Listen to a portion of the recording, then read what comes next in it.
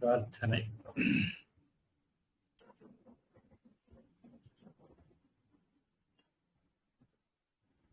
ஓம் கஜானனம் ஓம் கஜானனம் பூதகணாதிசேவிதம் பூதகணாதிசேவிதம் கபித்தஜம்பூ கபித்தஜம்போ ஃபலசாரபக்ஷிதம் பலசாரபக்ஷிதம் உமாசுதம் உமாசுதம் शोकविनाशकारणम् शोकविनाशकारणं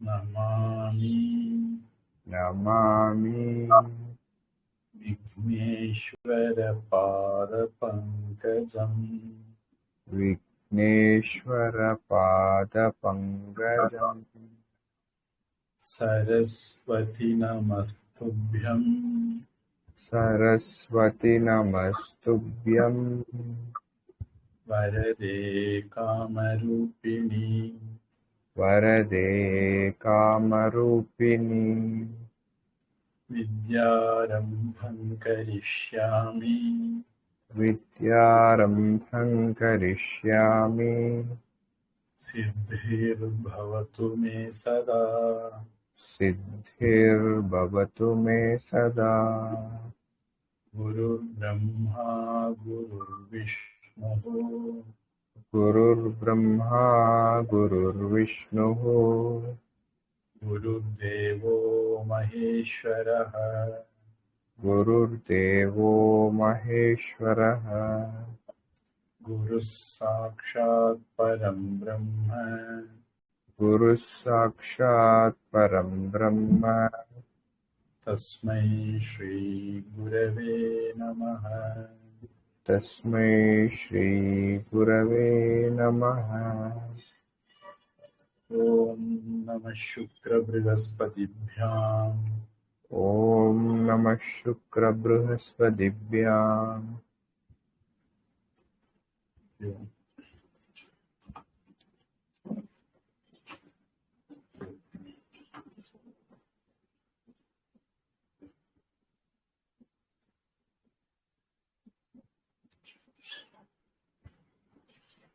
ஒரு தமிழ் புத்தகம் அமேசான்ல இருந்து வாங்கினேன்.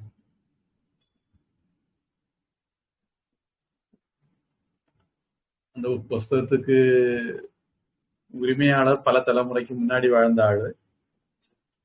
இன்னைக்கு அதை அமேசான்ல விற்கிறது உரிமையாளர் சம்பந்தப்பட்டவங்க தானா இல்ல வேற யாராவது தான் தெரியல. பொதுவா சில வருஷங்களுக்கு பிறகு காப்பிரைட் எல்லாம் கிடையாது, விற்க முடியாதுன்னு நினைக்கிறேன். 200 ரூபாய்க்கு விற்கிறாங்க.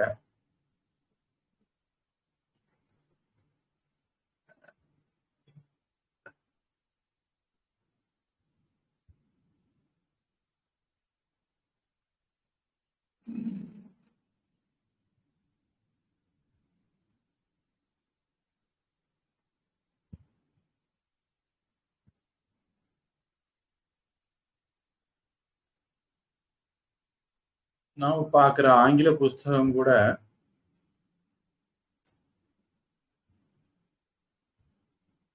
Government of India department of archaeology central archaeological library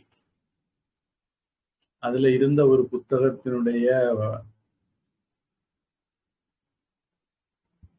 நவீன வடிவம் தான்.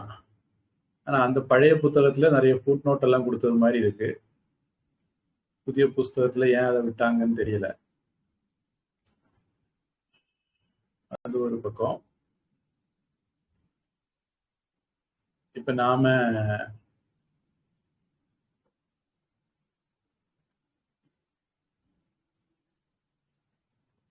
ஒன்று 2 அத்தியாயங்கள் கொஞ்சம் தலையும் வாலும் புரியாம படிச்சுட்டு இருந்தோம்.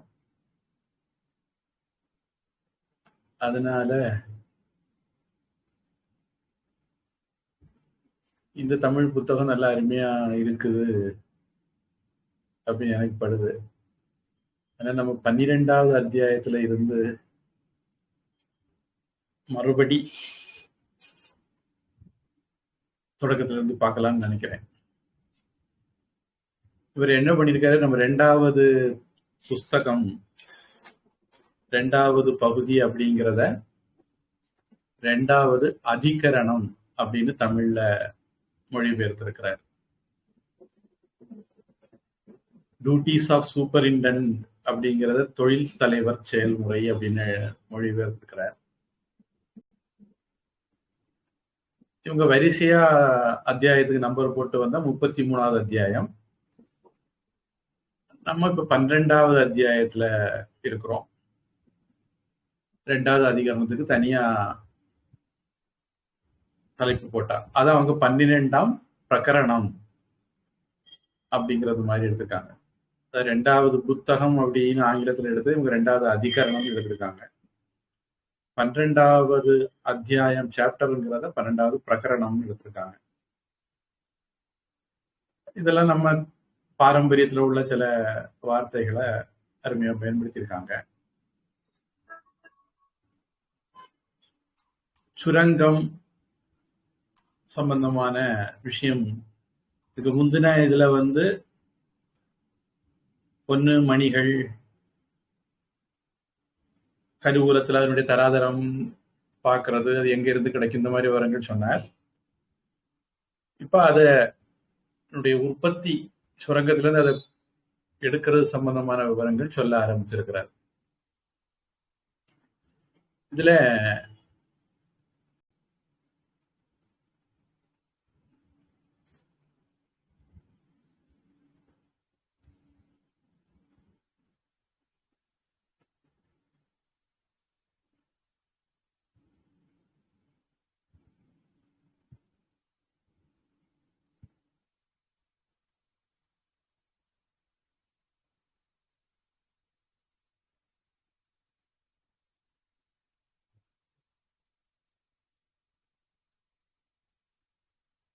பன்னிரெண்டுல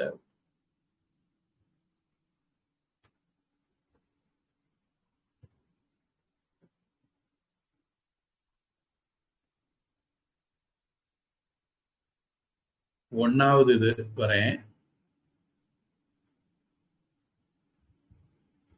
ஷுல்ப சாஸ்திரம்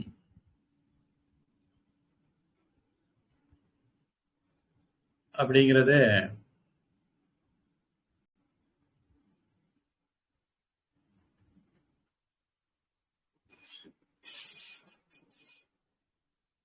தாத்து பொருட்கள்,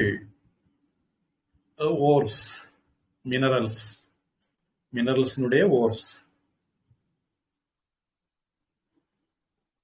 அந்த இடத்தை பத்தி சொல்லக்கூடிய, தாத்து பொருட்களை பத்தி சொல்லக்கூடிய புக்ஸ் தான் சுல்ப சாஸ்திரம்.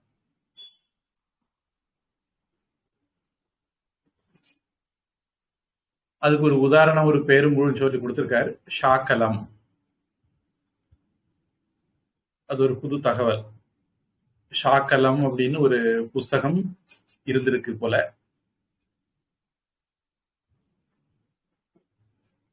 அல்லது சுல்பம் அப்படிங்கிறத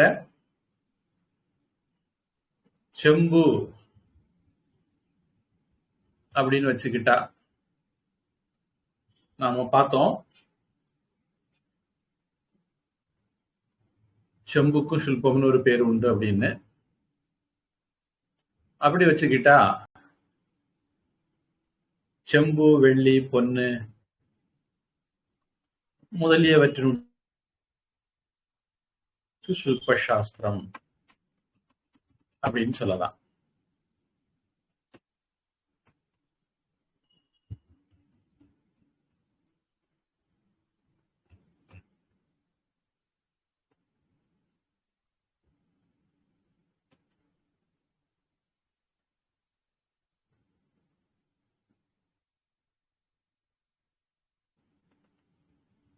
கருவூலத்துல சேர்க்கக்கூடிய, ட்ரெஷரியில சேர்க்கக்கூடியதனுடைய தன்மைகள், காரியங்கள் எல்லாம் போன பிரகரணத்துல சொல்லி, பிரகரணம்ங்கிறது சம்ஸ்கிருத வார்த்தையும் தான். அது எங்க இருந்து கிடைக்கும், எப்படி அதை எடுக்கலாம் அப்படிங்கிற விவரத்தை இந்த பிரகரணத்துல சொல்ல போறார்.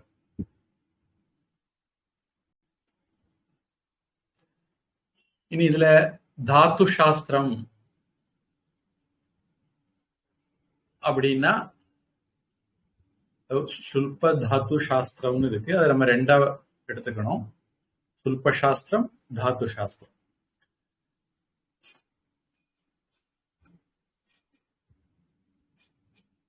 சுல்ப சாஸ்திரம் அப்படின்னா இந்த தாத்து பொருட்கள் எங்க கிடைக்கும், அந்த தாத்து பொருட்களுடைய தன்மை எப்படி இருக்கும் அப்படின்னு எல்லாம் சொல்லக்கூடியது. அந்த தாத்து பொருட்களை பத்தி பொன்னு, செம்பு, வெள்ளி, கந்தகம், இந்த மாதிரி தாத்து பொருட்களை பத்தி சொல்லக்கூடியது தாத்து சாஸ்திரம்.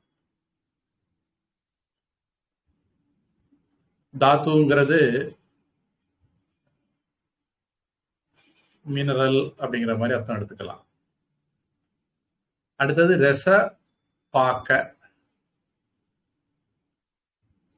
மணி ராக ஞக. ரசஞக,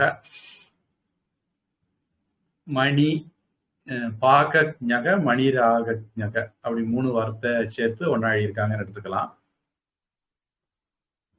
ரசஞகன ரசத்தை பத்தி தெரிஞ்சவர், அதாவது பாதரசத்தை எப்படி மணியாக்குறது, அந்த மாதிரி விஷயங்கள். சொல்யூஷனா இருக்கிறத மெட்டல் ஆக்குறது எப்படி அப்படின்னு தெரிஞ்சவங்க. பொதுவா இந்த துறை சேர்ந்த இதுதான் ஆல்கெமி, ரசவாதம் அப்படிங்கிற பேர்ல எல்லாம் பிரபலம் அப்படின்னு ஏற்கனவே சொல்லியிருக்கேன்னு நினைக்கிறேன். அடுத்தது பாக்க முறை. பாக்க அப்படின்னா சமைக்கிறது, பக்குவப்படுத்துறது, அந்த மாதிரி அர்த்தம் தரக்கூடிய வார்த்தை. நள பாக்கம், பீம பாக்கம் அப்படின்னு சொல்லுவாங்க. நளனுடைய சமையல், பீமனுடைய சமையல் அப்படிங்கிறதுக்கு பயன்படுத்துற வார்த்தை நளப்பாக்கம், பீம பாக்கம். பச் அப்படிங்கிற சம்ஸ்கிருத வார்த்தையிலிருந்து வர்றது பாக்கம். அதுல இருந்தா பக்குவங்கிற வார்த்தை எல்லாம் கூட வருது. பொன் முதலியவற்றை புடமிடக்கூடிய, தூய்மைப்படுத்தி நகைகளா மாத்துற அந்த டெக்னாலஜிக்கு பாக்கம்னு பேர். அப்புறம் மணிராக ஞக, மணிகளுடைய நிறத்தை தெரிஞ்ச, நிறத்தை வச்சு இது இன்ன மணி.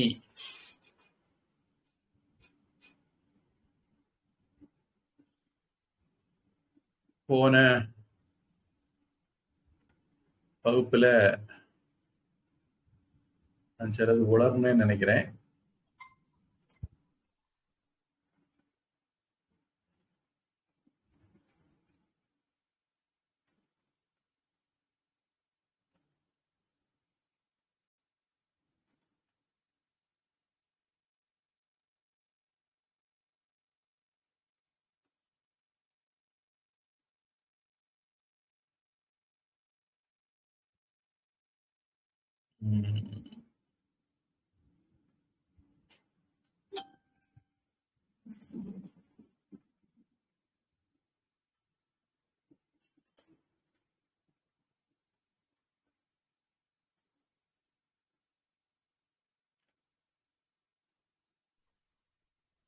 கோமேதகம் புஷ்பராக்கம்னு வந்தது, அதனுடைய நிறத்தை நான் மாற்றி சொன்னேன்னு நினைக்கிறேன்.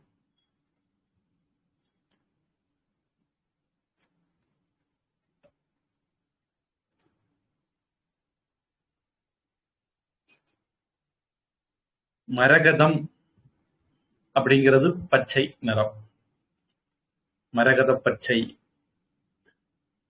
அப்படின்னு பிரபலம்.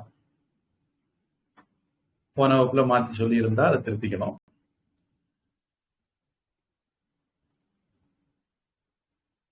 அடுத்தது இப்படி ரூபி, நான் நினைக்கிறேன் முன்னாடி ஒரு தேயில கம்பெனி இருந்தது.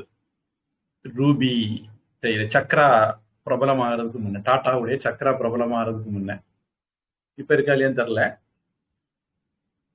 ஒரு 30 வருஷத்துக்கு முன்ன ரூபி டீ வந்து பிரபலம். ஒரு நீல கலர் பாக்கெட்ல நீல கலர்ல வைரம் மாதிரி படம் போட்டிருப்பாங்க அப்படின்னு ஞாபகம்.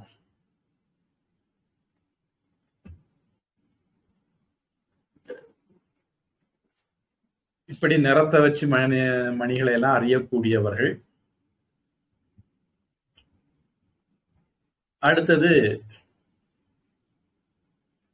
உபகரணங்கள், மண்வெட்டி, துருத்தி, கொரடு, பத்தி கொரடும்பாங்க, பிளேயர்னு சொல்லுவாங்க, சாணை, இந்த மாதிரிப்பட்ட உபகரணங்கள் எல்லாம்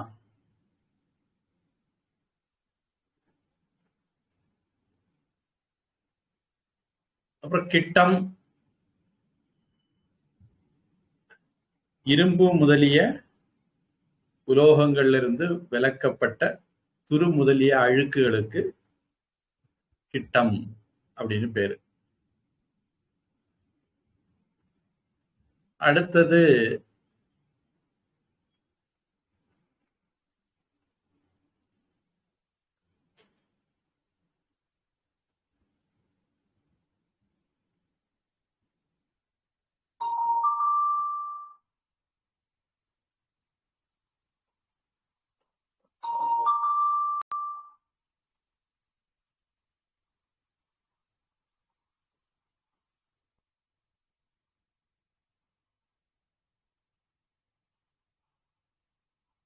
மூஷா, அங்கார, பஸ்ம, லிங்கம். இந்த மூஷா அப்படிங்கிறதுக்கு குகைன்னு அர்த்தம் சொல்லலாம்னு சொல்லியிருந்தேன்னு நினைக்கிறேன். எலி வளை எடுத்து போறதுனால அந்த மாதிரி சுரங்கம் தோண்டி போகிறதுனாலங்கிற மாதிரி சொல்லியிருந்தேன்னு நினைக்கிறேன்.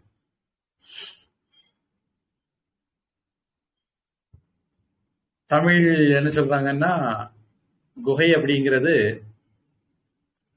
இன்னொரு அர்த்தம் சொல்றாங்க. இந்த தாத்துக்களை உருக்கக்கூடிய பாத்திரத்துக்கும் மூஷா அப்படிங்கிற பேர் இருக்குது அப்படின்னு தெரியுது. அதுவும் நாம சொன்னோம்னு நினைக்கிறேன்.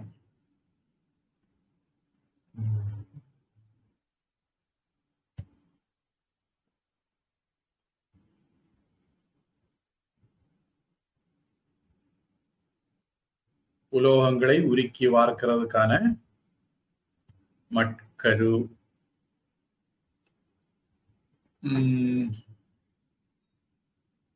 டை அப்படிங்கிற மாதிரி வார்த்தை நான் சொன்னேன்னு நினைக்கிறேன். இந்த காலத்துல ஒரு சேர் செய்யறாங்கன்னா அந்த சேருக்கு ஒரு டை இருக்கும். ஒரு பேஸ்கெட் செய்யறாங்கன்னா அதுக்கு ஒரு டை இருக்கும். பொதுவா இந்த ஸ்பேர்ஸ் எல்லாமே ஒரு டை இருக்கும். அந்த டைல போட்டு எடுத்துருவாங்க. எல்லாம் யூனிஃபார்மா கிடைக்கும்.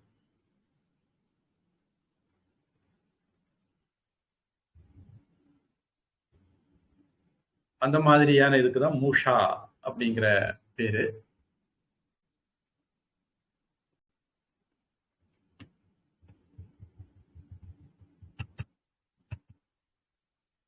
அடுத்தது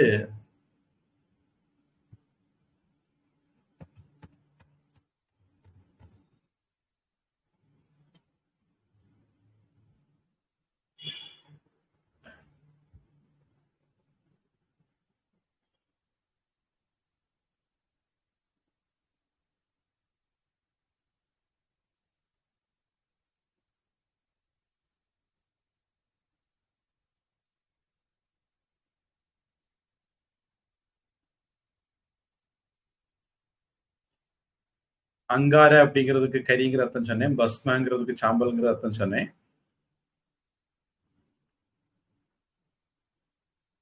பூமி பிரஸ்தர ரசதாத்தும். பூமி அப்படிங்கிறது மண்ணு, பிரஸ்தரங்கிறது கல்லு, தாத்துக்களோட சேர்ந்து மண்ணு கல்லெல்லாம் சேர்ந்து இருக்கும் குப்பையா அழுக்கா. ரச அப்படிங்கிறது பாதரசம், தண்ணீர் மாதிரிப்பட்டதோட சேர்ந்து இருக்கிறது. பொதுவாக இதுல நாம ஒண்ணு புரிஞ்சுக்கலாம், செம்பு, வெள்ளி, தங்கம் மாதிரிப்பட்டவைகள் பூமியில பாதரச கலவையாக கிடைக்கும் அப்படின்னு புரிஞ்சுக்கிறதுக்கு முடியுது.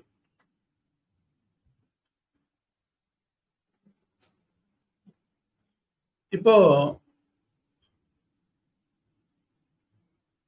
இந்த பின்னணியில அதுக்கு தமிழ், அந்த முதல் வாக்கியத்துக்கு தமிழ் எப்படி சொல்றாரு அப்படின்னா, சுருப்ப நூல், தாத்து பொருள் நூல், ரச இயல்பு, பாக்க முறை, மணி நிறம் என்னும் இவற்றை அறிந்தவனும்.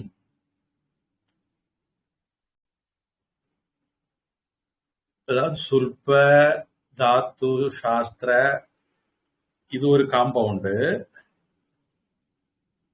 அந்த காம்பவுண்டுக்கு முடியல அது. சுல்ப சாஸ்திர ஞக, தாத்து சாஸ்திர ஞக, அடுத்தது ரசஞக, பாக்கஞக, மணி ராகஞக. இப்படி அந்த மொத்த காம்பவுண்டு பிரியும். பொதுவா சமஸ்கிருதத்தினுடைய அழகு அதனுடைய இந்த காம்பவுண்டு தான். இங்கிலீஷ்ல ஒரு உபமுறை இருக்கு, அப்ரிவியேஷன் சொல்லுவாங்க. கம்ப்யூட்டர் அப்படிங்கிறதுக்கு கூட அது ஒரு அப்ரிவியேஷன் எடுத்துக்கிட்டு விளக்கம் சொல்றவங்க எல்லாம் இருக்காங்க. அத மாதிரி ஒரு தில்லாலங்கடி வேலை சமஸ்கிருதத்துல காம்பவுண்ட். இப்ப சுல்ப, தாத்து, சாஸ்திர, ரசபாக்க, மணிராக ஞக அப்படிங்கிறது ஒரு வார்த்தை. அந்த வார்த்தை எப்படி பிரியுது அப்படின்னா, சுல்ப சாஸ்திரஜ்ஞக, தாத்து சாஸ்திரஜ்ஞக, ரசஞக, பாக்கஞக, மணிராகஞக, இத்தனை வார்த்தைகளை சேர்த்து ஒரு காம்பவுண்டாட்டு சுருட்டி போட்டிருக்காங்க. இதையெல்லாம் அறிந்தவனும், இவ்வறிவுடையாரை துணையாக உள்ளவனும், தத்ஞக தத்ஞ சகஹ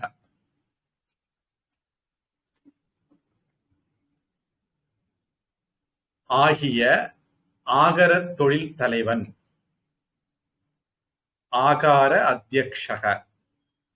ஆகார அத்தியக்ஷன்னாலே அவனுக்கு ஒரு டெபினிஷன் அல்லது ஒரு எக்ஸ்பிளனேஷன், இவ்வளவும் இருந்தா தான் அவனை ஆகார அத்தியக்ஷக அப்படின்னு சொல்ல முடியும். ஆகார நான் சொல்லிட்டு இருக்கேன்னு நினைக்கிறேன். ஆகர அத்தியக்ஷக, ஆகர தொழில் தலைவன். அத்தொழிலையே பரம்பரையாக மேற்கொண்ட தொழிலாளரையும், தஜ்ஜாத கர்மகரக, அது நம்ம போன வகுப்புல சொல்லும் போது சொன்னோம். தஜ்ஜாத கர்மகர உபகரண சம்பன்னக. அப்ப இதுவும் என்னாகும்? தஜ்ஜாத கர்மகர சம்பன்னக, தஜ்ஜாத கர்ம உபகரண சம்பன்னக அப்படிங்கிற மாதிரி ரெண்டு பிரிவா பிரியும் இந்த காம்பவுண்டும். அத்தொழிலையே பரம்பரையாக மேற்கொண்ட தொழிலாளரையும் உரிய கருவிகளையும் உடையனாய், அலாங் வித் திஸ். இதுவும் எங்கதான் ஆகர அத்தியக்ஷக, அதே ஆளுக்கு தான் என்னென்ன தகுதி வேணும் அப்படின்னு ஒரு பட்டியல் போடுறாரு. அதுல இதுவும் அடக்கம். அடுத்தது கிட்டம் குகை. குகைங்கிறது நம்மளை குழப்புற ஒரு வார்த்தை.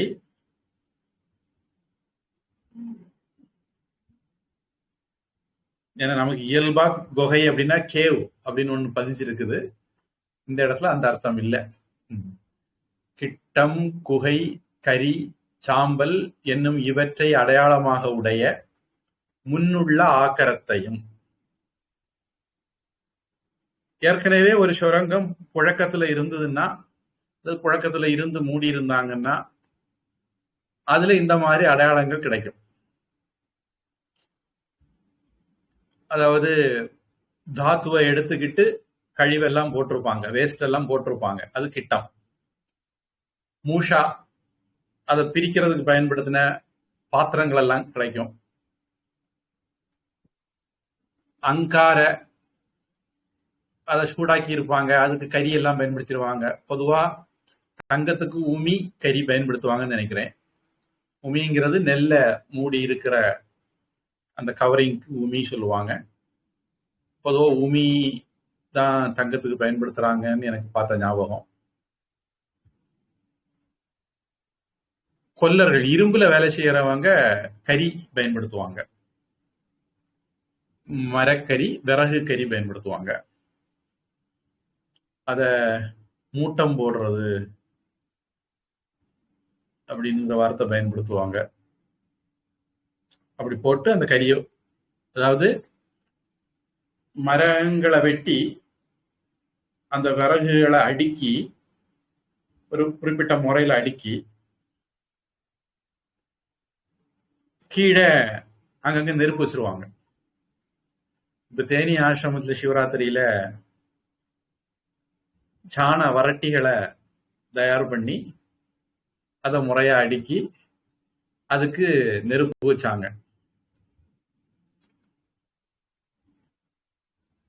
திருநீர் தயாரிக்கிறதுக்காக வேண்டி.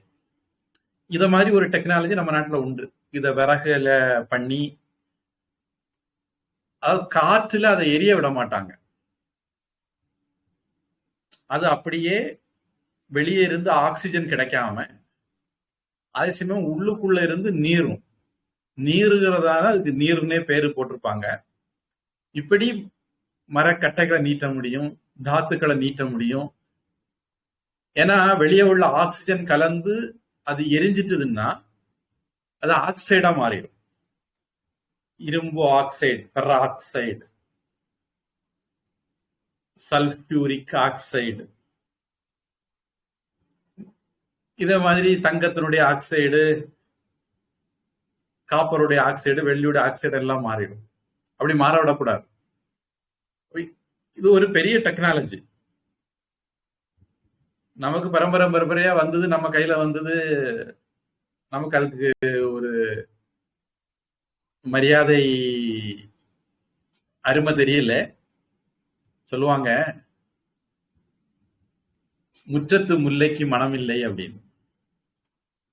ரொம்ப பெரியவங்க நம்ம கூட இருப்பாங்க, அவங்க அருமை பெருமை நமக்கு தெரியாது. பொதுவா இப்ப அப்பாவுக்கு பிள்ளையினுடைய அருமை தெரியாது. ஏன்னா ஏன் பிள்ளை தானே அப்படிங்கிற ஒரு ஃபீலிங் இருக்கும். இந்த மாதிரி நமக்கு முன்னோர்கள்ட்ட இந்த டெக்னாலஜி வந்துட்டுது. ஆனா முன்னோர்கள் எவ்வளவு யோசிச்சிருக்காங்க பாருங்க. மூட்டம் போடுறது அப்படி ஒரு டெக்னாலஜி வச்சிருக்காங்க. அதுல விறகு அல்லது திருநீர் வேணும்னா பசுஞ்சாணம், அதை வரட்டியா தட்டி பயன்படுத்துறது, அல்லது இந்த உலோக தாத்துக்களை பிரிச்சிருக்கிறது. இதுக்கு எல்லாத்துக்குமே வெளி காற்றோட தொடர்பு கொண்டு அது எரியாதபடி அப்படி இருந்து புழுங்கிட்டே இருக்கும். அது கனலுதல், நீருதல் அப்படிங்கிற வார்த்தையில சொல்லுவோம். அப்படி பண்ணி அதை சுத்தம் பண்ணுவான்.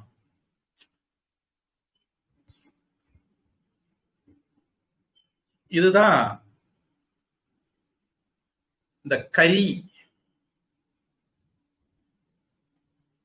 இந்த கறி தயாரிக்கிற ப்ராசஸ் முன்னாடி கன்னியாகுமரி மாவட்டத்தில் பார்த்துருக்கிறேன். இப்ப ராமநாதபுரம் பகுதியில இது அதிகம் இருக்குன்னு கேள்வி. ஏன்னா அங்கதான் அந்த உடமரம் எல்லாம் நிறைய நிக்குது. சீமக்கருவேல மரம்னு சொல்லுவாங்க.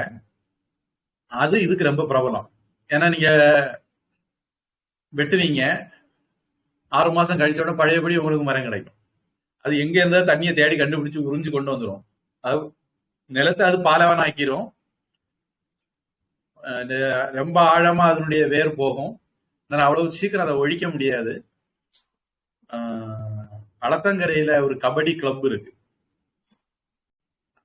முன்னாடி அந்த உப்பளத்தை சுத்தி முழுக்க இந்த உடமரம் தான் இருந்தது. இந்த உடமரத்தை வெட்டி இந்த மாதிரி கரியாக்கி மூட்டம் போடுவாங்க. அதை குத்தகைக்கு கவர்மெண்ட் இருந்து எடுப்பாங்கன்னு நினைக்கிறேன். கவர்மெண்ட்டுக்கும் அதுல ஒரு வருமானம்.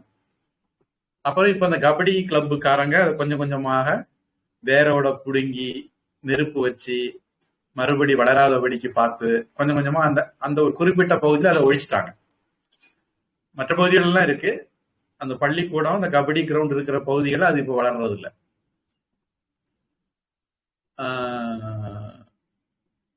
அப்புறம் பறவைகள் சாப்பிட்டு அதனுடைய வித்தை கொண்டு எங்கேயாவது போடும். அப்படியே அது வளரக்கூடிய வாய்ப்புள்ள விஷயம்தான். எதுக்கு சொல்ல வந்தேன், அவங்க அப்படி கறி பயன் பண்ணுவாங்க. இப்போ ராமநாதபுரம் பகுதியில இன்னமும் அது பிரபலமாக ஒரு தொழிலாக இருந்துட்டு இருக்குன்னு தெரியுது. நரேந்திர மோடி அங்க சோலார் பேனல் எல்லாம் கொண்டு வச்சாருன்னா அந்த மாவட்ட மக்களுக்கு நிலத்தடி நீர் ஆவியாகிறது தடுக்கப்படும். இந்த மரங்கள் வளர்ந்து நிலத்தடி நீரை உறிஞ்சுறது தடுக்கப்படும். இங்க அங்கங்க டேம் மாதிரி எல்லாம் செக் டேம் எல்லாம் போட்டு வச்சாங்கன்னா எப்பவாவது மழை பெய்யுதுன்னா அந்த மழை தண்ணி பூமியில இறங்கி நிலத்தடி நீர் மட்டம் உயரும். ராமநாதபுரத்துல நல்ல பிசினஸ் ஆட்டு இது நடக்குதுன்னு கேள்விப்பட்டோன்னே என் மனசுல தான் வந்தது. அப்புறம் பஸ்ம அப்படிங்கிறது இந்த ப்ராசஸ்ல வரக்கூடிய சாம்பல். ஏற்கனவே ஒரு சுரங்க தொழில் நடந்திருந்தது. அங்க இந்த மாதிரி எச்சங்கள் ரெமினிசன்ஸா இது இருக்கும், மிச்சம் மீதிகள் இருக்கும். இத வச்சு ஏற்கனவே இங்க தொழில் நடந்திருக்கு, இந்த சுற்று வட்டாரத்துல ஏதோ கிடைக்கும் அப்படின்னு யூகிக்கலாம். அடுத்தது மண், கல், ரசம் முதலிய தாத்து பொருட்களை உடையதும் பூமி பிரஸ்தர ரச தாத்தும் அத்தியர்த்த வர்ண கௌரவம் சிறந்த நிறமும்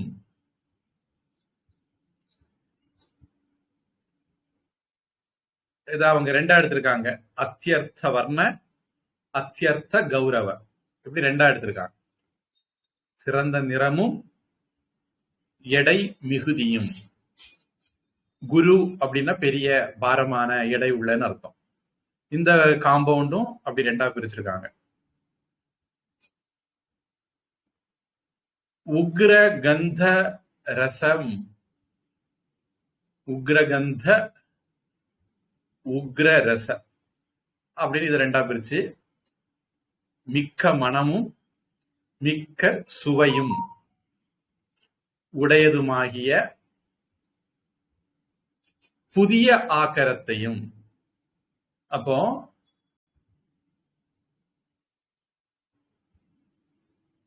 பூத பூர்வம் அப்படின்னு சொன்னார். அதுக்கு அடையாளங்கள் என்ன? கிட்ட, மூஷா, அங்கார, பஸ்ம, லிங்கம், பா ஆக்கரம். அபூத பூர்வம் புதுசுக்கு என்ன? பூமி பிரஸ்தர ரச தாத்தும் அத்தியர்த்த வர்ண கௌரவம் உக்ர கந்தரசம்.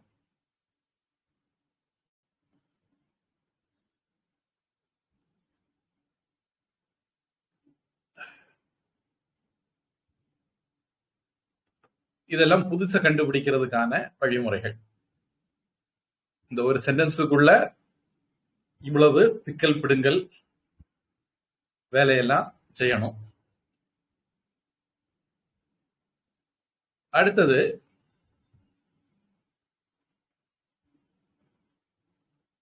இரண்டாவது வரி.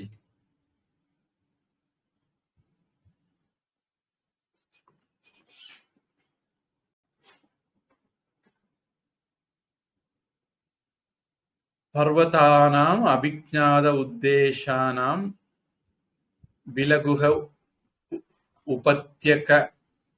உபத்யகா லயன கூடகாத்தேஷு அந்தஹ.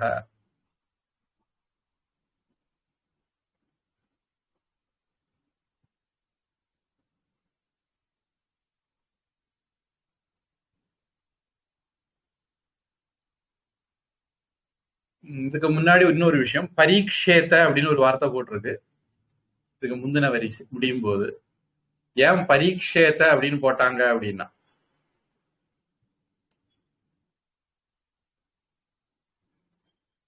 புதிய சுரங்கத்துல உள்ள கிடைக்க போற தாத்து பொருட்கள் எப்படி இருக்கும்னு தெரியாது. பழசுன்னா ஒருவேளை ஒரு ஐடியா இருக்கலாம், புதுசுல தெரியாது. அப்ப அந்த புதுச 3 விதமான தாத்துக்கள் கிடைக்கலாம். First quality, second quality, third quality, அல்லது பெஸ்ட், மீடியம், லோயர், 3 குவாலிட்டி கிடைக்கலாம். அதனுடைய நிறங்களை வச்சு, எடை மிகுதியை வச்சு, அத்தியர்த்த வர்ண, அத்தியர்த்த கௌரவ, அப்புறம் உக்ர கந்த மனத்தை முகர்ந்து, உக்ர ரச சுவையை ருசித்து, இப்படியெல்லாம் கண்டுபிடிக்கணும் அப்படிங்கறதான் பரீட்சேத்த அப்படிங்கிற வார்த்தைய போட்டிருக்காங்க. இனி அபிஜ்ஞாத பர்வதம் மலை, அபிஜ்ஞாத தெரிந்த அப்படின்னு போட்டிருக்கு.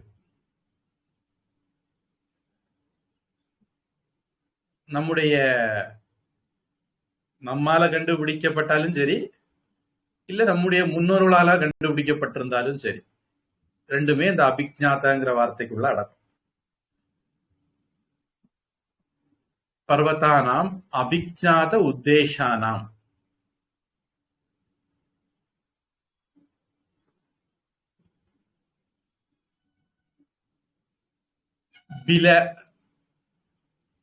பிலம் அப்படின்னா அகோபிலம் உதாரணம் சொன்னேன்னு நினைக்கிறேன். அங்க போய் இதை உறுதிப்படுத்திக்கிங்க. ஆந்திராவில் இருக்கக்கூடிய நரசிம்ம பெருமாள் கோவில் நினைக்கிறேன், அது அகோபில மட்டம். அப்படி அந்த மட்டமும் பிரபலம். அதாவது மலையினுடைய அடிபாகத்துல இயற்கையில அமைந்த நிலவரை.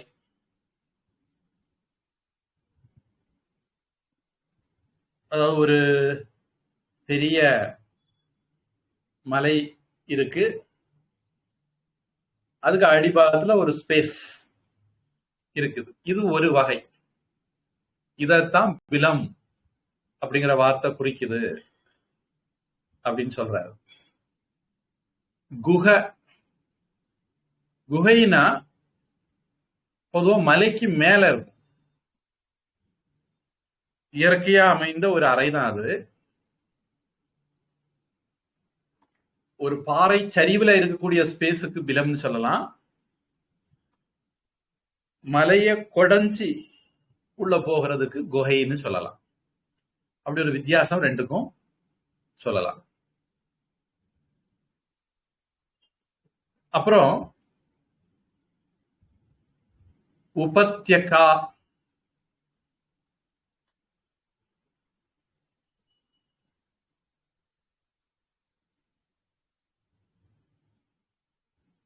குன்றுக்கு மலைக்கு பக்கத்துல இருக்கக்கூடிய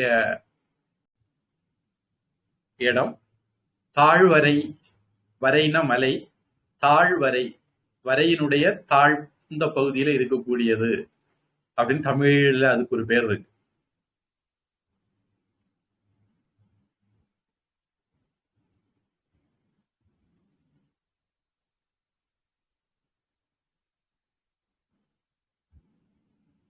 ரொம்ப உயரத்துல இருந்து பார்த்தா வர வரையா கோடு கோடா தெரியறதுனால அதுக்கு மலைக்கு வரைன்னு பேர் வச்சாங்களா அப்படிங்கிறது ஆராய்ச்சிக்குரிய விஷயம்.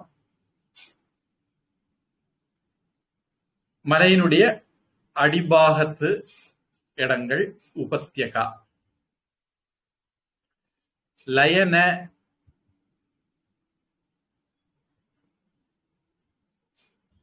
அப்படிங்கிறது செயற்கையான முறையில உருவாக்கப்பட்ட அறைகள் மாதிரி அமைப்பு.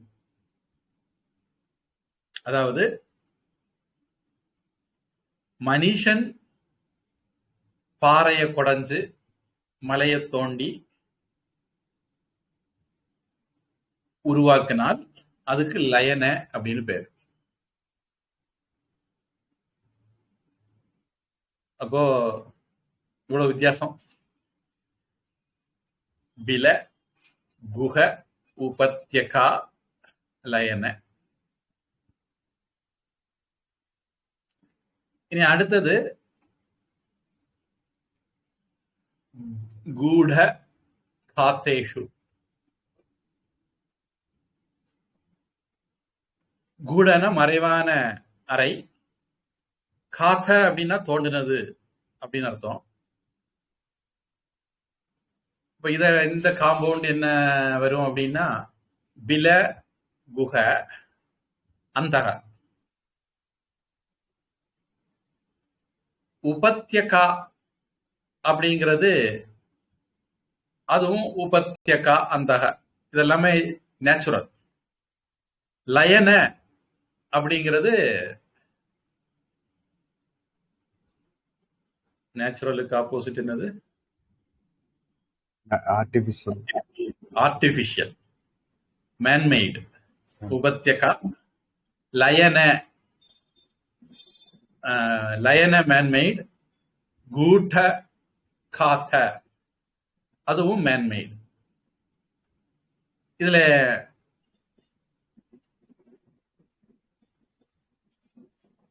கூட்ட காத்த அப்படிங்கிறதுல என்ன விசேஷம் அப்படின்னா இது இதுக்கு டோர் எல்லாம் இருக்கும், கல்ல போட்டு மூடி வச்சிருவாங்க. சுக்ரீவன் வாலி 2 பேர் வாழ்க்கையில அப்படின்னு கதை வரும். வாதாபி ஒரு குகைக்குள்ள நுழைஞ்சு வெளியே கல்ல போட்டு மூடிடுவான். வாலி அந்த கல்லை தள்ளிட்டு உள்ள போவான். சுக்ரீவன் கிட்ட நீ நான் வர வரை இருந்துக்கோம்பா, இவனை காணல. கடைசியில வாலி அந்த கல்லை போட்டு மூடிட்டு வந்துருவான். இப்படி ஒரு குகைய மறைவிடத்தை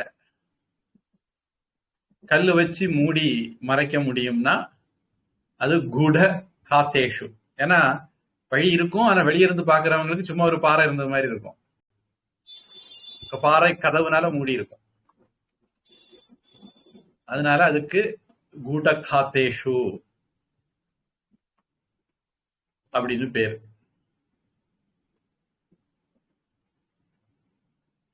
இனி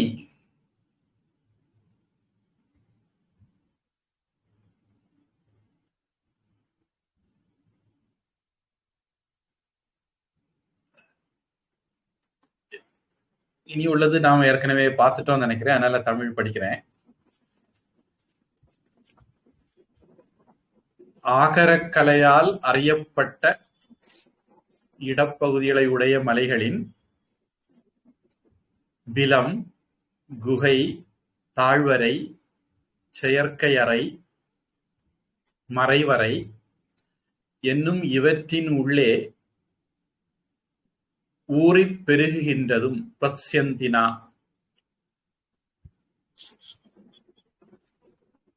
நாவல்கனி, ஜம்பு, மாங்கனி, சூத. இதுல பாத்தீங்கன்னா நம்ம ஏற்கனவே பார்த்ததான் ஜம்பு பல, சூத பல, தால பல. அந்த காம்பவுண்ட் அப்படி வரும். அங்க காம்பவுண்ட் முடியல, அப்புறம் அதெல்லாம் சேர்த்து அடுத்த காம்பவுண்டோட சேர்ந்து இன்னொரு காம்பவுண்டா மாறுது. காம்பவுண்டுக்குள்ள காம்பவுண்டுக்குள்ள காம்பவுண்டுக்குள்ள காம்பவுண்ட்.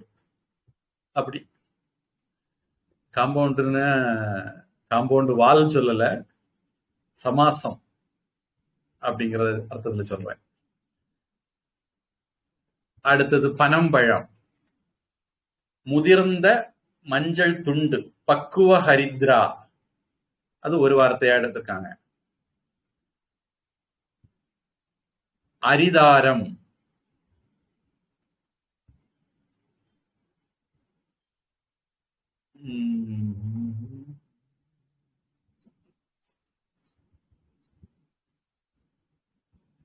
இதுல நம்ம கொஞ்சம் கன்ஃபியூஸ் ஆனோம். கூடங்கிற வார்த்தை உங்க இதுல இல்லைன்னு நினைக்கிறேன், அப்படித்தானே? ஆமா சாமி, பாடபேதம் வந்து ஹரிதால அப்படிங்கிறத இவங்க அரிதாரம்னு ஒரு வார்த்தையை எடுத்திருக்காங்க. அரிதாரம் அப்படிங்கிறது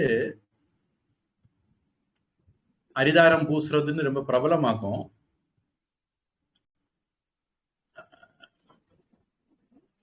மேக்கப் பண்றது, ஒப்பனை போடுறது, என்ன ஃபவுண்டேஷன் எல்லாம் போடுறது, இதுக்காகவும் அரிதாரம் அப்படிங்கிற வார்த்தை பொதுவா தமிழ்ல பயன்படுத்துவாங்க.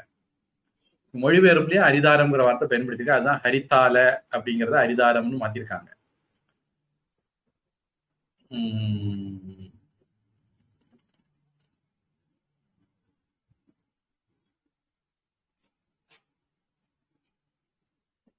ஒரு வகை மஞ்சளான ஒரு பொருளா இருக்கலாம். அரிதாரம் என்னன்னு பார்க்கணும். கேள்விப்பட்ட வார்த்தை, ஒப்பனை மேக்கப் சம்பந்தப்பட்டதுங்கிற அளவுல புரிஞ்சுக்கிட்டு விட்டுட்டோம்.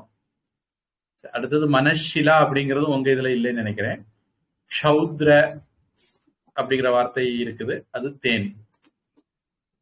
இவர் சொல்றார், நாவல் கனி, மாங்கனி, பனம், பழம், முதிர்ந்த மஞ்சள் துண்டு, அரிதாரம், தேன், சாதிலிங்கம், ஹிங்குலுக்க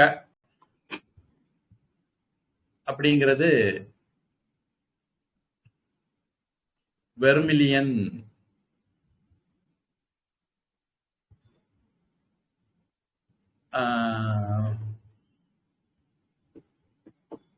அதுக்கு நான் என்ன தமிழ்ல சொன்னேன் அன்னைக்கு, இப்ப சாதிலிங்கம்னு போட்டிருக்கான். ஜாதிலிங்கம்ங்கிறது மருந்து கடைகளை கிடைக்கிற ஒரு பொருள். காயம், ஹிங்கு காயம், காயத்தோட சம்பந்தப்பட்டதுங்கிற மாதிரி நான் சொன்னேன்னு நினைக்கிறேன். காயத்துக்கு தமிழ்ல சாதிலிங்கம் இருக்கா, இல்ல சாதிலிங்கம் வேற காயம் வேறையா அப்படிங்கிறது பார்க்கணும். வெர்மிலியன் என்னன்னு தெரியுதா? சமையல்ல எல்லாம் பயன்படுத்துற ஒரு பொருள் தான். இந்த ஆங்கிலத்துக்கு என்ன அர்த்தம் வச்சிருக்காங்க? வெர்மிசிலின்னா அந்த சேமியா அது வரும் சாமி. இல்ல, வெர்மிலியன்ங்கிறது நம்ம குங்குமம் சம்பந்தப்பட்டு ஏதோ ஒண்ணுன்னு எனக்கு ஞாபகம். பாத்துரும்.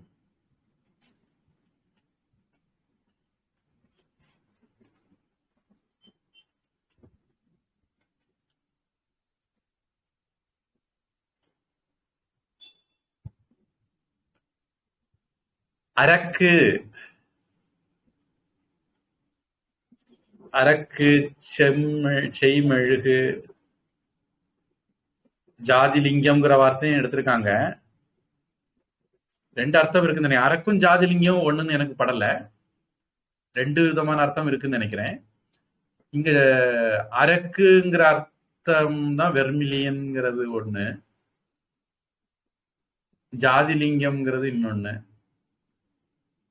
அரக்குன்னு சொல்ற போது அது ஒரு நம்ம சீல், ஒரு சிவந்த மெழுகு மாதிரி ஒண்ணு இருக்கும், சீல் எல்லாம் வைக்கிறதுக்கு பயன்படுத்துவாங்க. பூட்டு எல்லாம் போட்டு சீல் வைக்கிறதுக்கு பயன்படுத்த அந்த அரக்கை தான் பயன்படுத்துவாங்க. பழைய காலத்துல போஸ்ட் ஆபீஸ்ல கவர்ல எல்லாம் ஒட்டிக்கிட்டு சீல் வைக்கிறதுக்கு மெழுகு பயன்படுத்துவாங்க. அதுக்கு அரக்கு மூலம். சபரிமலை ஐயப்பனுக்கு தேங்காய் உள்ள நெய் விட்டுக்கிட்டு மூடுறதுக்கு இந்த அரக்கை தான் பயன்படுத்துவாங்க.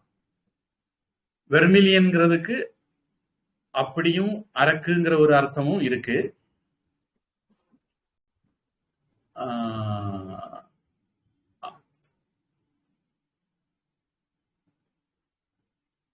விழாக்கள்ல தெளிக்கக்கூடிய அரக்கு நீர் அப்படின்னு போட்டிருக்காங்க. அது எனக்கு தெரிஞ்சு மஞ்சள், சுண்ணாம்பு எல்லாம் கலந்து தெளிக்கிறத சொல்றாங்கன்னு நினைக்கிறேன். இங்குலிகம், அது ஹிங்குலியத்தை தமிழ்ல இங்குலியம் மாத்திருக்காங்க. அதுல ஜாதிலிங்கம், ரெட் மெர்க்யூரிக் சல்பைடு, சிவப்பு மெர்க்கூரிக் சல்பைடு அப்படின்னு சொல்றாங்க.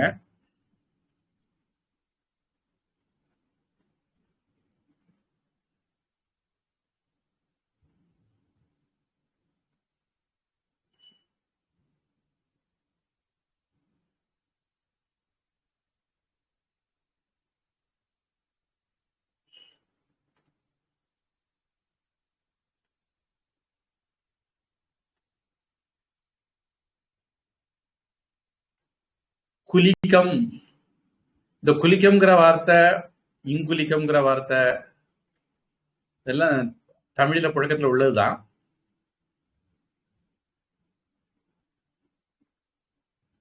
ரசகந்தகை செந்நிற கனிப்பொருள் வகை, சிவப்பு நிறத்துல இருக்கும் அப்படிங்கிறது. செந்தூர பொட்டு, அதுக்கு வெர்மிலியன் சொல்ற பழக்கம் இருக்கு.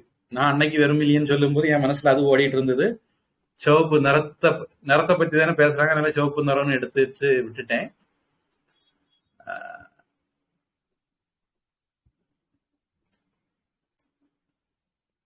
சிந்தூர பொடி, செவ்வரக்கு, மணாலம்,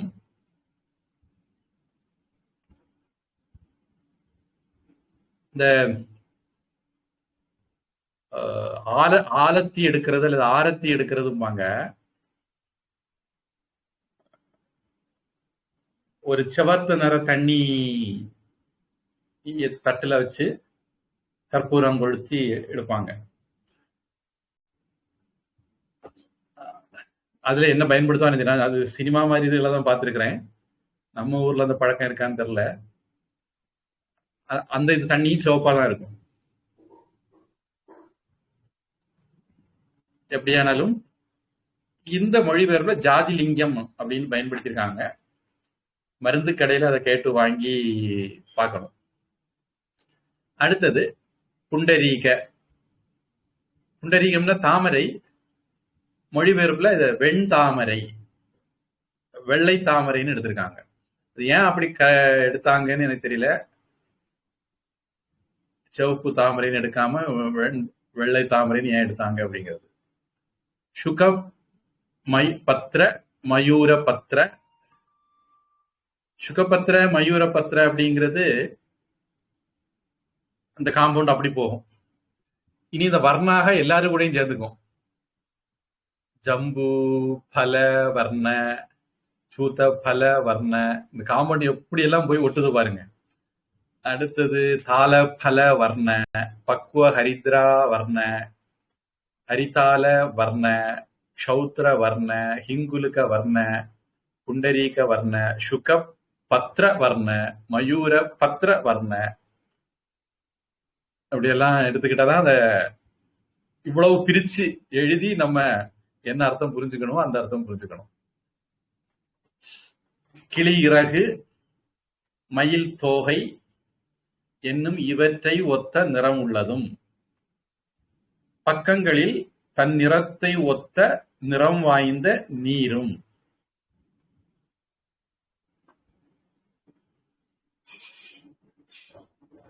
சவர்ண உதக. தமிழ்ல அத எழுதும்போது ஒரு கன்ஃபியூஷன் வந்துடக்கூடாது அப்படின்னு அவர் என்ன பண்றாரு, செடி கொடிகளுக்கும் இதை சொல்லணும். இப்ப தமிழ்ல எழுதினா என்ன வரும், தன் நிறத்தை ஒத்த நிறம் வாய்ந்த நீரும் கொடி செடிகளும் அப்படின்னு சொல்லும் போது தமிழ் காம்பவுண்ட்ல செடி கொடிகளுக்கு அது போய் பொருந்தாது. அதனால தனியா எடுத்து எழுதுறாரு. செடி கொடிகளுக்கும் அதை சேர்த்துக்கணும் அப்படின்னு. சம்ஸ்கிருத காம்பவுண்ட்ல பிரச்சனை இல்லை. சவர்ண உதக, சவர்ண ஓஷதி, சவர்ண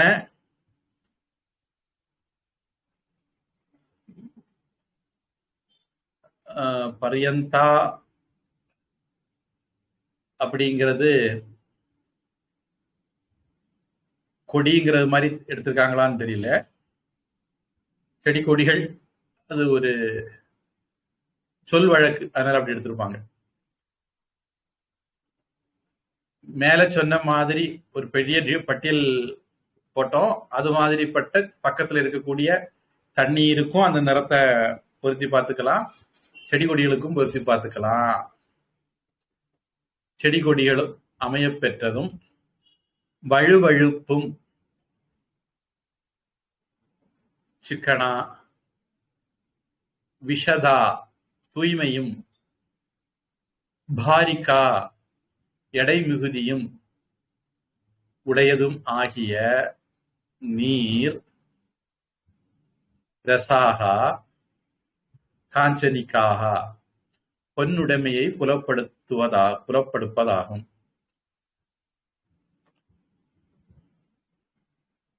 இப்ப நான் மொத்தமா ஒரு தடவை தமிழ் முழுக்க வாசிக்கிறேன். ஆக்கரக்கலையால் அறியப்பட்ட இடப்பகுதிகளை உடைய, இடப்பகுதினா இடது வலது அந்த அர்த்தம் இல்லை, ஸ்பேஸ் அந்த அர்த்தம்.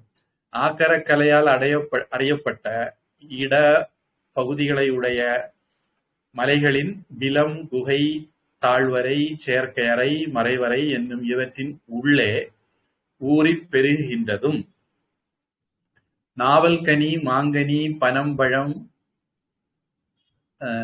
இதை கேட்ட உடனே எனக்கு நம்ம வள்ளி சொனைன்னு ஒண்ணு, அந்த வள்ளி கல்யாண மண்டபத்துக்கு மேல இருக்கு. குமார கோவில்ல நீங்க வலது பக்கம் போனீங்கன்னா கோவில் போவீங்க, இடது பக்கம் போனீங்கன்னா ராம்ஜி ஆசிரமம் வழியாட்டு மேல ராதாகிருஷ்ணன்ஜி, பிரணாந்த் சுவாமி இருக்க இடத்துக்கு போவீங்க. அங்க ஒரு வள்ளி மண்டபம், திருமண மண்டபம்னு ஒண்ணு வச்சிருக்காங்க. விசேஷக்காரங்க அங்கதான் கல்யாணம் பண்ணி சாமி கொண்டு வருவாங்க. அதுக்கும் மேல நீங்க மலை ஏறி போகணும். அது வரைக்கும் இப்ப ரோடெல்லாம் போட்டாங்க. அதுக்கு மேல நடந்து போகணும். அதுல போனீங்க அப்படின்னா கொஞ்சம் தூரம் போன பிறகு ஒரு சொனை வரும், முக்கூடல்னு சொல்லுவாங்க. 3 இடத்துல இருந்து தண்ணி வர்ற மாதிரி இருக்கும். அந்த சொனை வழியா ஒரு ஓடை உருவாகி, அந்த ஓடை இந்த வள்ளி மண்டபத்து பக்கத்தோட போய் அப்படியே போய் அந்த இதுல சானல்ல கலக்குதுன்னு நினைக்கிறேன், வாய்க்கால்ல கலக்குது. அது எங்க வர போகுது அப்படின்னு தெரியல. அந்த பகுதியில எம்ஐ இன்ஜினியரிங் காலேஜுக்கெல்லாம் வற்றாத நீரூற்று அதுதான். அந்த குகைக்கு உள்ள நீங்க போனீங்கன்னா உள்ள போகலாம், உள்ள போய் மேல இருந்து தண்ணி வர்றதெல்லாம் பார்க்கலாம். அது முக்கூடல் சொனைங்கிற மாதிரி சொல்லுவாங்க. அந்த இதுக்கு உள்ளாடி ஒரு மாதிரி களி, பெங்களி, மஞ்ச கலர்ல வழுவழுப்பான ஒரு இது இருக்கும். ஒருவேளை அங்கேயும் தங்கம் ஏதாவது கிடைக்குமோ என்னமோ தெரியல, ஆராய்ச்சிக்குரிய விஷயம். ஏன்னா நம்ம நாட்டுல ஒரு நல்ல அரசாங்கம் இருக்கு, கனிம வளங்களை எல்லாம் கொள்ளையடிக்கிறதுக்குன்னே பிறந்தது. அதனால சொல்லி வைப்போம், அவங்க அங்க ஏதாவது தங்கம் வெள்ளி ஏதாவது வெட்டினா 4 பேருக்கு வேலை கிடைக்கும். அவங்க கொள்ளையடிச்சது போக மிச்சம் மீதி நமக்கும் கிடைக்கும். எதுக்கு சொல்ல வந்தேன், அந்த நீர் அந்த குகைக்குள்ள இருந்து வரக்கூடிய நீர்ல அந்த மஞ்சள் படிமம் படிஞ்சு கிடக்கிறத பார்க்க முடியும்.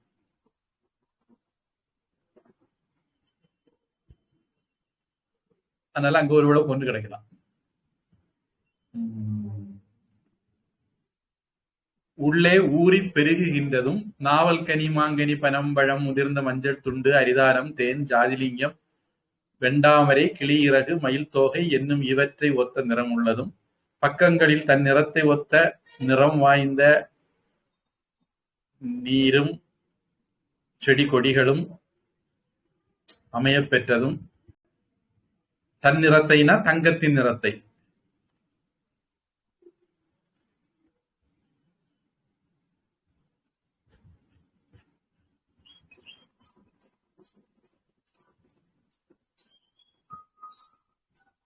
நீரும் கொடி செடிகளும் அமைய பெற்றதும் வழுவழுப்பும். இந்த வள்ளி சொனையில உள்ள இருக்க அந்த இது வழுவழுப்பா தான் இருக்கும். தூய்மையும், அந்த தண்ணியான தூய்மையா இருக்கும். எடை மிகுதியும் உடையதும் ஆகிய நீர். எடை மிகுதியுங்கிறது அப்படி ஒரு யூசேஜ் இங்கிலீஷ்ல கூட இருக்குன்னு நினைக்கிறேன். உப்பு தண்ணி,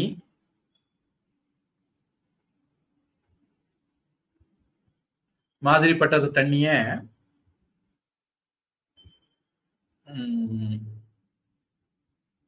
இது ஒரு வார்த்தை சொல்லுவாங்க, மறந்துட்டேன். அந்த தண்ணி வந்து ரொம்ப பாரமா இருக்குங்கிற துணியில ஒரு வார்த்தை சொல்லுவாங்க.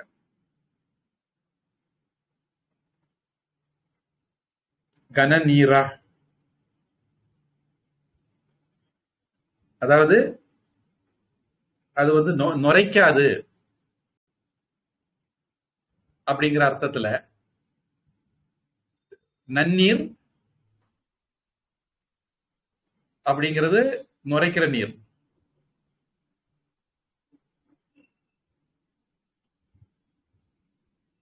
ஹார்ட் வாட்டர் இங்கிலீஷ்ல.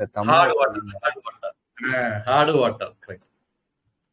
ஹார்ட் வாட்டர் வந்து நுரைக்காது, அதுல வேற நிறைய விஷயங்கள் கலந்து இருக்கிறதுனால. இந்த எடை மிகுதியும்ங்கிறத ஹார்டு வாட்டர்ங்கிற மாதிரி புரிஞ்சுக்கிட்டா நல்லா இருக்கும்னு நினைக்கிறேன். மற்றபடி அந்த தண்ணி வெயிட் கூட இருக்கும்னு புரிஞ்சுக்கிட்டா சரியா இருக்குமான்னு தெரியல. ஆராய்ச்சிக்குரிய விஷயம். எடை மிகுதியும் உடைய நீர் பொன்னுடைமையை புலப்படுப்பதாகும்.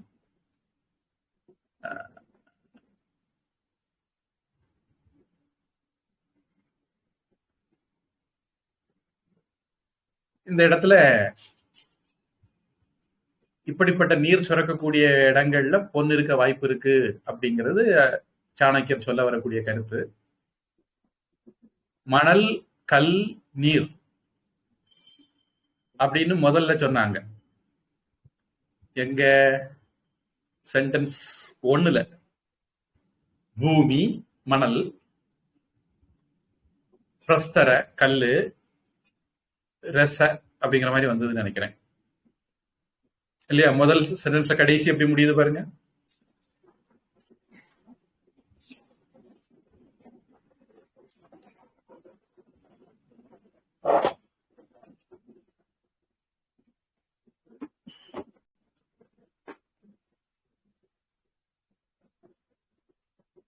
கௌரவம் உக்ர கந்தரசம்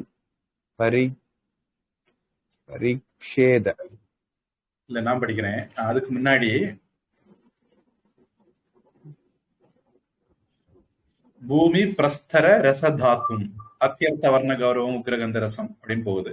அதுல பூமி பிரஸ்தர ரசதாத்தும்னு வரிசை, மணல், கல்லு, நீரு அப்படி சொல்லிட்டு இந்த வரியில என்ன சொல்லியிருக்குன்னா, இந்த வரிசை இங்க வரிசை எப்படி வருதுன்னா, உதக ஓஷதி பரியந்தாக சிக்கனாக விஷதாக பாரிக்காக அப்படிங்கிற மாதிரி இங்க வரிசை தண்ணிக்கு முக்கியத்துவம் கொடுத்துருக்கு. ஏன் அப்படின்னா, மற்றவங்களோட ஒப்பிடும்போது தண்ணிய வச்சு கண்டுபிடிக்கிறது ஈஸி. அதனால இந்த தண்ணியை இங்க முதல்ல சொல்லியிருக்கு அப்படின்னு.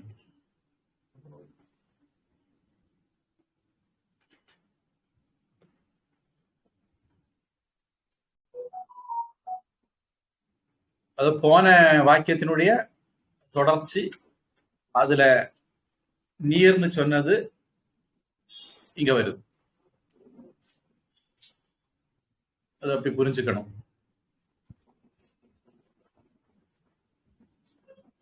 பொதுவா இதெல்லாம் இந்த நம்ம நாட்டினுடைய பாரம்பரியமான ஸ்டைல். ஒரு புக்கை எடுத்து அனலைஸ் பண்ற ஸ்டைல் இப்படிதான் இருக்கும்.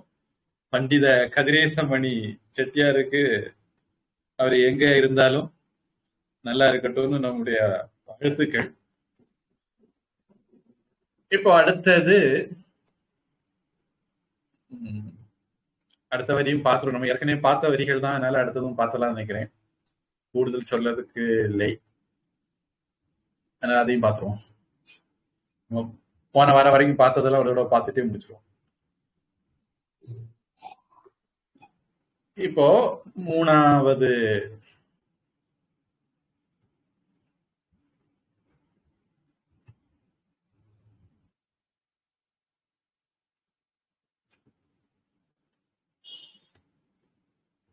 நீரில் தெளித்தால் எண்ணெய் போல் பரவுவதும் அந்நீரின் சேற்றழுக்கை திரட்டி அடிப்படுத்துவதுமாகிய பொன்னீர் 100 மடங்கு மிகுதியாகிய செம்பு வெள்ளிகளின் மேற்படின் அவற்றை பொன்னாக்கும் வேதகப் பொருளாகும். இது 3வது வரிக்கு தமிழ் ஆக்கம். இதுல நம்ம புரிஞ்சுக்க வேண்டியது என்ன அப்படின்னா,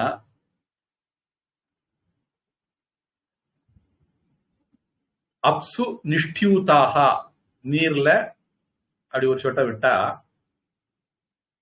படர விட்டா, பரவ விட்டா, தைலவத்து விஷப்பினக எண்ணெய் போல பரவும், அப்படி மேல படரும் அப்படின்னு எடுத்துக்கணும்.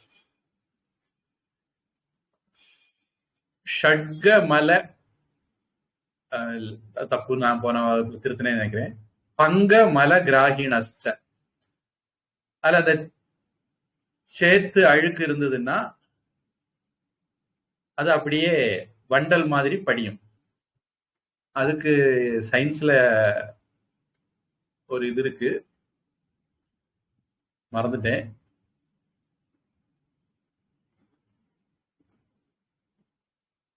ஒரு மழை தண்ணி இருக்கு அல்லது ஒரு அழுக்கு தண்ணி இருக்குன்னா அதுல தேத்தாங்கொட்டைன்னு ஒரு கடைகள்ல கிடைக்கும். இந்த தேத்தாங்கொட்டைய போட்டா அந்த தேத்தாங்கொட்டை அந்த தண்ணீர்ல இருக்கக்கூடிய மற்ற அழுக்குகளை எல்லாம் தன்னை இழுத்துட்டு தானும் போய் அடியில படிஞ்சிடும். அப்புறம் மேலோட்டமா உள்ள தண்ணியை நாம குடிச்சுக்கலாம். தண்ணீரை சுத்திகரிக்கிற முறையில ஒண்ணு தேத்தாங்கொட்டையை போடுறது. மருந்து கடைகள்ல கிடைக்கும். இதை பத்தி எனக்கு காலேஜ்ல ஒரு கதை இருந்தது. ஒரு ஆசாமி சிக்கிரி காஃபி கதை. இந்த காஃபியில சிக்கிரின்னு ஒண்ணு கலப்பாங்களாம். நமக்கு அதை பத்தி அதிகம் விவரம் தெரியல. அந்த அந்த சிக்கிரி கொட்டைய விலை கூடுதல்னு சொல்லிட்டு ஒருத்தன் இந்த தேத்தாங்கொட்டைய கலந்துட்டானா. தேத்தாங்கொட்டைங்கிறது என்னுடைய ஞாபக சக்தி, அதாவது நான் காலேஜ்ல கேட்டது, இப்ப கேட்டது, இடையிடையே கேட்டதெல்லாம் வச்சுட்டு சொல்லேன். சீயக்காய் தூளும் தேத்தாங்கொட்டையும் ஒன்னா என்னமோ, அது ஒரு ஆராய்ச்சிக்குரிய விஷயம். அதனால இந்த ஆளுக்கு சிக்கிரி காஃபி வந்து நல்ல நுரைக்குமா. அவர் சீயக்காய் தூளை போட்டாரா இல்ல தேத்தாங்கொட்டையை போட்டாரான்னு எனக்கு கரெக்டா ஞாபகம் இல்லை. மனோன்மணிய சுந்தரனார் யூனிவர்சிட்டி பாடப்புக் எடுத்து பார்க்கணும் அதுல என்ன போட்டிருந்தாங்க அப்படின்னு. ஏதோ ஒண்ணு போட்டாரு. போட்டதுல இவருடைய சிக்கரி காஃபி நல்லா நுரைக்கும். நம்ம இப்போதைக்கு சீயக்காய் தூளை போட்டாருன்னு வச்சுக்கிடுவோம். சீயக்காய் தூளும் தேத்தாங்கொட்டையும் ஒன்னா வேறையாங்கிறது அது ஆராய்ச்சிக்குரிய விஷயம். அப்படி அவரு கலப்பட காஃபியை வித்து நல்லா சம்பாதிச்சாருன்னு, அதனால ஒரிஜினல் காஃபி, கலப்படம் இல்லாத காஃபியை வித்தவன் நொடிச்சு போனான்னு அந்த கதை போகும். அதுக்கு முன்ன பின்ன கதை எனக்கு சரியா ஞாபகம் இல்லை. ஆனா இங்க தேத்தாங்கொட்டைங்கிறது வேதாந்தத்துல, தமிழ் இலக்கியத்துல எல்லாம் ரொம்ப பிரபலம். ஒரு அழுக்கு தண்ணிய, சேற்று தண்ணிய தூய்மையான தண்ணியா மாத்துறதுல தேத்தாங்கொட்டை பிரபலம். அத மண்பானையில உள்ள உரசினாலும் போதும் வாங்க, இல்ல அந்த பவுடரை போட்டாலும் போதும் அப்படின்னு சொல்றாங்க. அத மாதிரி அத மகிழியாட்டு அந்த கீழே படிய வைக்கிறதுக்கு ஒரு வார்த்தை பயன்படுத்துவாங்க சயின்ஸ்ல, தமிழ்ல மறந்தேன். இதை இப்படி கூட நீங்க பண்ணலாம். ஒரு பொருளை வைப்ரேட் பண்ணீங்கன்னா, ஒரு வைப்ரேட் ஆகக்கூடிய இதுல ஒரு பொருளை வச்சீங்கன்னா அந்த வைப்ரேஷன்ல கூட அதுல உள்ள அழுக்குகள் எல்லாம் அப்படியே கொஞ்சம் கொஞ்சமா படிய ஆரம்பிச்சு. அப்படி படிக்கிற ப்ராசஸுக்கு ஏதோ ஒரு வார்த்தை உண்டு. சரி, எப்படியானாலும் இந்த தங்க நீரா இருந்தால், பொன் நீரா இருந்தால் இந்த வேலையை பண்ணும். என்னது? இல்ல சாமி, இல்ல சாமி. ஏதோ ஒரு சத்தம் கேட்ட மாதிரி. அன்மியூட் பண்ண அதனால சத்தம். சரி.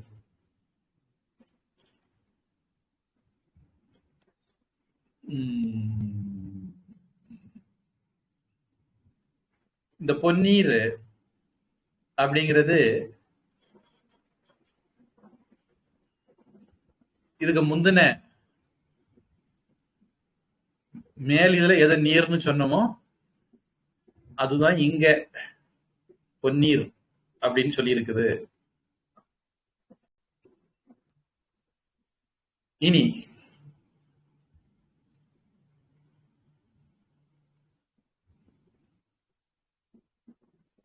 இதுல ஒரு துளி விடுறோம்னு வச்சுங்க, இத மாதிரி 100 துளி தண்ணிய அது இந்த மாதிரி பண்ணும். 100 மடங்கு அப்படிங்கிறது இது ஒரு துளியா இருந்தா அது 100 துளியா இருந்தா, 1 லிட்டர் பால்ல ஒரு துளி விஷம் கலந்தாலும் 1 லிட்டர் பால் விஷம் ஆயிடுன்னு சொல்லுவோம். அந்த மாதிரி ஸ்டைல்ல புரிஞ்சுக்கணும். அடுத்தது இதுல இன்னும் ஒரு வேத்தாரக, அத வேதக பொருள்னு டிரான்ஸ்லேட் பண்ணியிருக்காங்க. இரும்பு முதலிய உலோகங்களை பொன்னாக்குறதுக்கு தான் அந்த பேர். அப்ப பழைய காலத்துல இரும்பு பொன்னாக்கலாங்கிற இது ரொம்ப பிரபலம். அது ரசவாதம்னு சொல்லுவாங்க. வள்ளலார் மாதிரிப்பட்டவங்க எல்லாம் அதை எழுதியிருக்காங்க. பரம்பரை பரம்பரையா இலக்கியங்கள்ல இருக்குது. அப்போ இதுல இதனுடைய அணு எண் என்ன, அணு எடை என்னங்கிறதெல்லாம் ஆராய்ச்சிக்குரிய விஷயம். ஏன்னா நமக்கு தெரிஞ்ச ஒரு விஷயம், ஹீலியத்திலிருந்து ஒரு ஹைட்ரஜனை எடுத்து ஒரு எலக்ட்ரானை எடுத்துட்டா அது ஹைட்ரஜனா மாறிடும் நினைக்கிறேன். இந்த மாதிரி சில அணுக்கள்ல இருந்து ஒரு அணுவை எடுத்துட்டா அது இன்னொரு ஒரு தனிமத்தில இருந்து ஒரு எலக்ட்ரானை எடுத்துட்டா அல்லது ஒரு எலக்ட்ரானை வச்சா அது இன்னொரு நாட்டு மாறிடும். இது அறிவியல் பூர்வமாக ஒத்துக்கொள்ளப்படுற ஒரு விஷயம்தான். இந்த மாதிரி இரும்பு செம்புக்கெல்லாம் தங்கத்தோட ஆட்டம் நம்பர் எவ்வளவு வித்தியாசப்படுதுங்கிற ஆராய்ச்சிக்குரிய விஷயம். ஆனா அந்த ஆட்டம் நம்பரை நம்ம மேனிப்புலேட் பண்ண முடியும் அப்படின்னு நம்ம நாட்டு சயின்டிஸ்ட் கண்டுபிடிச்சிருந்திருக்காங்க. அந்த கலை இன்னைக்கு இல்லை அப்படின்னு சில பேரு, இல்ல அந்த கலை என்கிட்ட இருக்கு நான் பண்றேன்னு சொல்றதுக்கு சில பேரு, சித்தர்கள் சாமிகள் சொல்லிட்டு சில பேர் இருக்காங்க. இன்னும் சில பேர் அதுக்கான தேவையான மூலிகை பொருட்கள் எல்லாம் நமக்கு கிடைக்கிறது இல்ல, அதனால அது பண்ண முடியறது இல்லைன்னு சொல்றவங்க. எப்படியானாலும் இந்த சாணக்கியருடைய வரிகள்ல நமக்கு என்ன தெரியுதுன்னா, 100 மடங்கு அதனுடைய இன்டென்சிட்டி சொல்லலாம், டென்சிட்டி சொல்லலாம். அது ஒரு குறிப்பிட்ட ரேஞ்சில இருக்கணும் அப்படின்னு நாம கெஸ் பண்ணலாம். இந்த ரேஞ்சில இருந்தால் செம்பு வெள்ளிய நாம தங்கமா மாற்ற முடியும் அப்படின்னு நாம யூகிக்கிறதுக்கு இடம் இருக்கு. இது ஒரு ஆராய்ச்சிக்குரிய விஷயம். அடுத்தது 4, தத் பிரதிரூபகம் உக்ரகந்தரசம் சிலாஜத் வித்யாத். அப்பொன்னூரை ஒத்த நிறமும் மிக்க மனமும் மிக்க சுவையும் உடையதும் ஆகிய ரசப்பொருளை சிலாச்சத்து என்று அறிதல் வேண்டும்.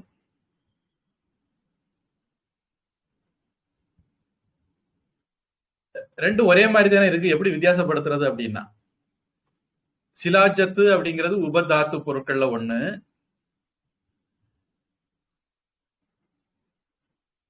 ரெண்டும் ஒரே மாதிரி சொல்லியிருக்க அப்படின்னா ஒரு சின்ன வித்தியாசம் இருக்கு.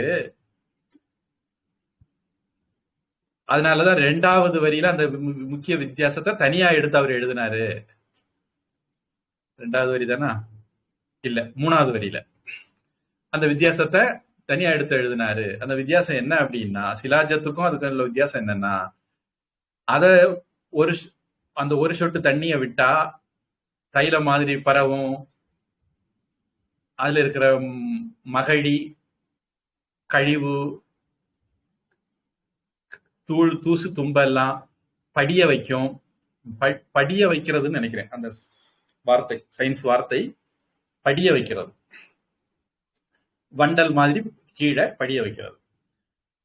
இப்படி படிய வைக்கணும்னு சொன்னமே 3வது வரியில அந்த கேரக்டரிஸ்டிக், அந்த குணாதிசயம் 2வது வரியில சொன்ன குணாதிசயம் எல்லாம் உண்டு. ஆனா 3வது வரியில சொன்ன அந்த முக்கிய குணாதிசயம் இந்த சிலாஜத்துக்கு கிடையாது அப்படின்னு வித்தியாசப்படுத்தி புரிஞ்சுக்கணும் அப்படின்னு சொல்றாரு.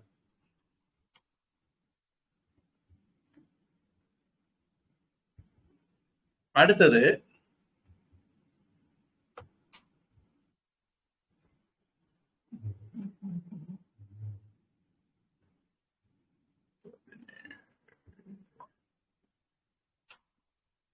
அடுத்ததும்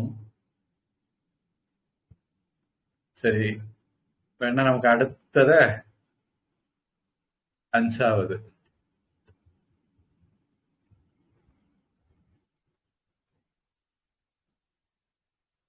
கொஞ்சம் கூடுதலாவே நேரம் ஆனதுனால இந்த இடத்துல நிறுத்துவோம். அடுத்த வகுப்புல இதை தொடருவோம். ஏதாவது கேள்வி இருக்குன்னா கேளுங்க. இந்த இடத்த நீங்க மார்க் பண்ணிக்கலாம். நமக்கு பின்னாடி ஏதோ ஒரு சந்தர்ப்பத்தில் இதுக்கு முன்னாடி உள்ள பகுதிகளில் எங்கெங்க குழப்பம் இருக்குதோ அந்த குழப்பத்தை இந்த புத்தகம் வச்சு ஓரளவுக்கு தீர்க்க முடியும்னு நினைக்கிறேன். புத்தகம்னா இப்படி எழுதணும், இப்படி எழுதினாதான் புத்தகம். சும்மா எல்லாரும் எழுதினாங்க, நானும் எழுதினேன், இங்கிலீஷை பார்த்து தமிழை டிரான்ஸ்லேட் பண்ணேன், ஒரு ஒரு வாக்காளர் அடையாள அட்டை, அவன் பேரு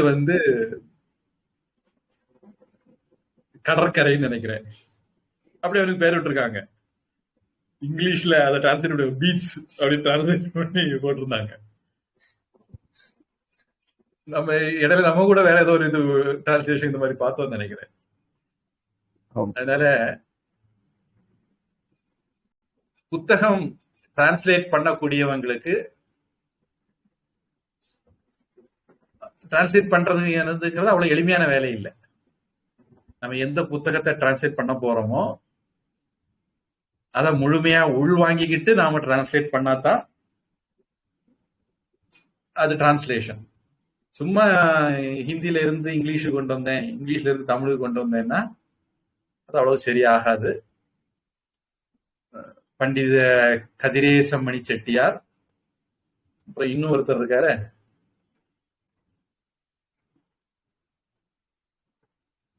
வித்வான் பி ஸ்ரீ ராமானுஜாச்சாரியா, இது 2 பேரும் சேர்ந்து தமிழ் மொழிபெயர்ப்பு பண்ணியிருக்காங்கன்னு தெரியுது. நல்ல ஒர்த்தான புத்தகமாட்டு எனக்கு படுது. நம்ம கொஞ்சம் நான் அங்க எங்கேயும் பார்த்ததில்ல. உங்கள்கிட்ட இருக்கிற தமிழை விட அதிகமான தகவல்களும் இருக்குதுன்னு நினைக்கிறேன். உங்க தமிழுக்கு ஆசிரியர் யாரு?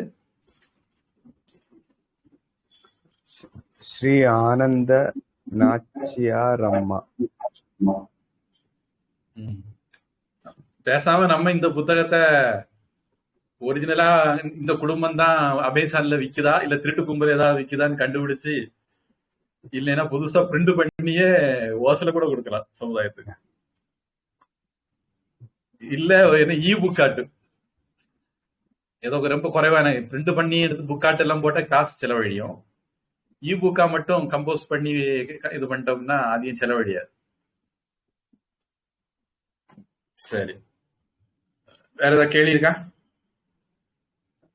கேள்வி இல்ல சாமி. அந்த புக்கோட லிங்க் மட்டும் அனுப்பலாமா சாமி? அமேசான் அப்படி அனுப்ப முடியுமா? என்ன சாமி, அப்படி அனுப்ப முடியுமா என்ன?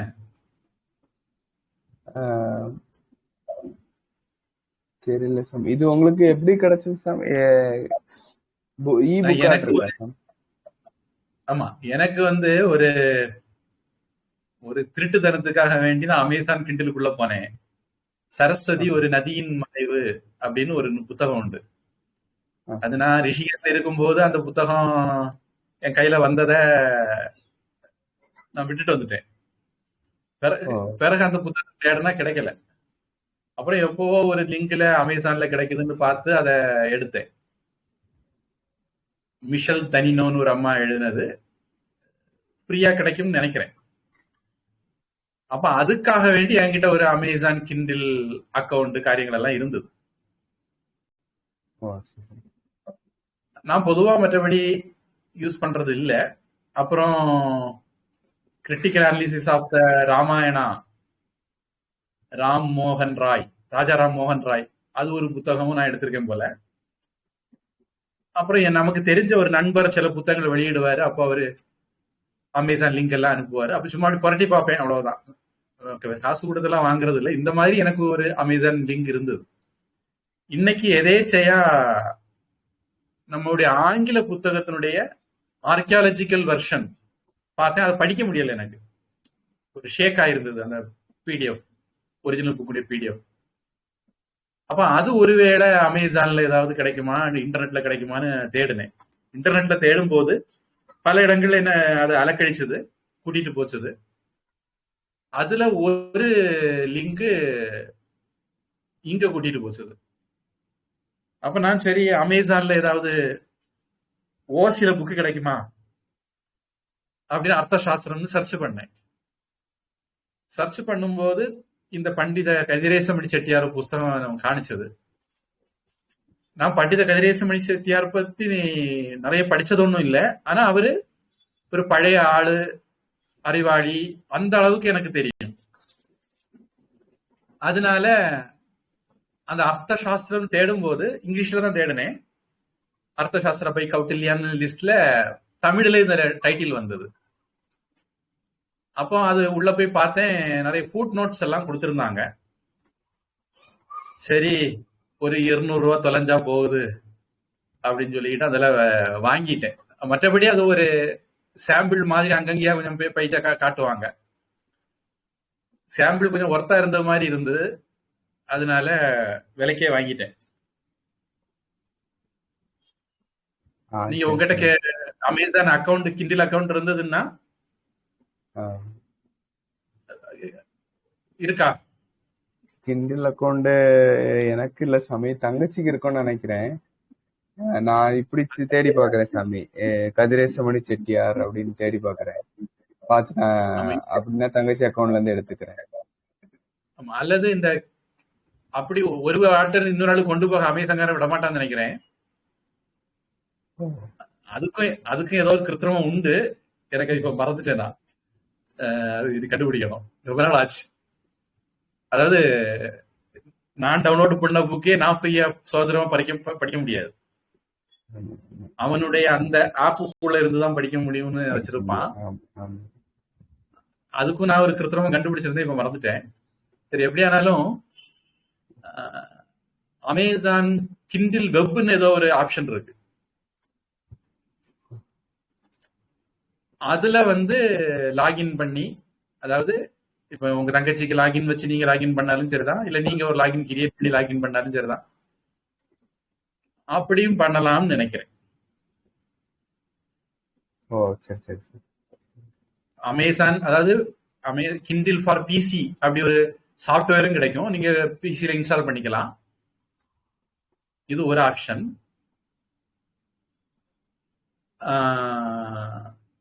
இன்னொன்னு வெப் ஆப்ஷன் யூஸ் பண்றது. நான் பொதுவா கிண்டில் ஃபார் பிசி யூஸ் பண்ணிட்டு இருந்தேன். ஏன்னா என்கிட்ட கிண்டில்ங்கிறது அவங்க அதுக்குன்னு ஒரு கேட்ஜெட்டே வச்சிருக்காங்க போல. மொபைல் போன், டேப்லெட், கம்ப்யூட்டர் மாதிரி கிண்டில்னே ஒண்ணு வச்சிருக்காங்க. அது கண்ணுக்கு ரொம்ப உறுத்தாதபடிக்கு படிக்கிறதுக்கு அப்படின்ட்டு எனக்கு தெரிஞ்சு ஒருத்தர் வச்சிருந்தாரு. ஆனா அது என்ன கொஞ்சம் ரொம்ப பெருசா இல்ல, என்ன சொல்றது, ஒரு கிரவுண்ட் சைஸ் புக் அளவுல தான் இருந்தது. அதனால எனக்கு கண்ணு பிரச்சனை வந்த போது ஒருத்தர் ஏன்டா இதுல வேணா படிங்க அப்படின்னு சொல்லி கொடுத்தாங்க.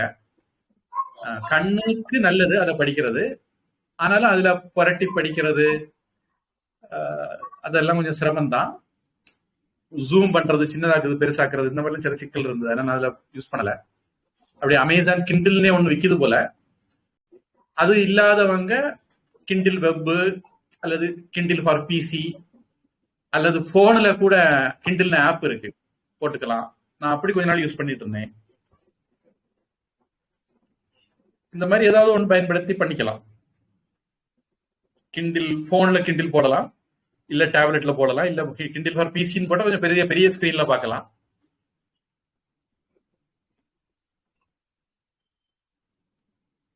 சரி சரி, ட்ரை பண்ணுங்க.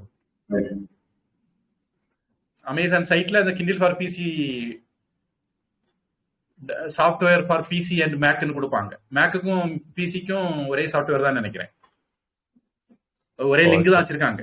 அந்த லிங்கை கிளிக் பண்ணா அந்த ஃபைல் டவுன்லோட் ஆகும், அது இன்ஸ்டால் கொடுக்கணும். இன்ஸ்டால் கொடுத்த உடனே அப்புறம் நம்ம லாகின் டீடைல் கொடுத்து லாகின் பண்ணிக்க வேண்டியது. பண்ணிக்கிட்டு அப்புறம் அதை சர்ச் பண்ணா போதும்னு நினைக்கிறேன். அதில் ஒரு சில சிக்கல் பார்த்தேன். அப்படி பிசி வெர்ஷன்ல வந்து சர்ச் பண்ண விடுறாங்களான்னு தெரியல. அதாவது அமேசான் ஸ்டோர்ல சர்ச் பண்ண முடியுதான்னு தெரியல. நான் அதனால என்ன பண்ணேன்,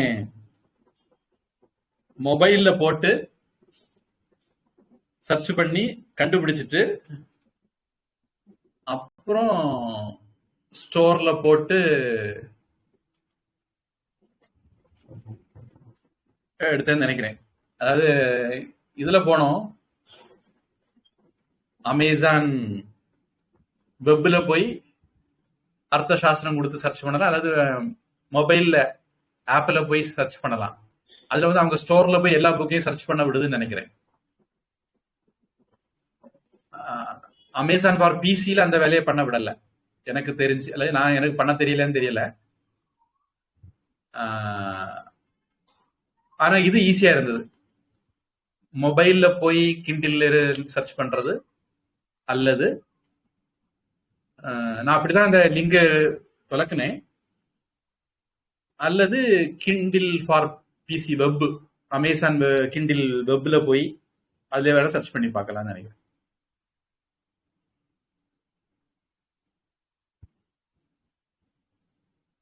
சரி, பிரார்த்தனை.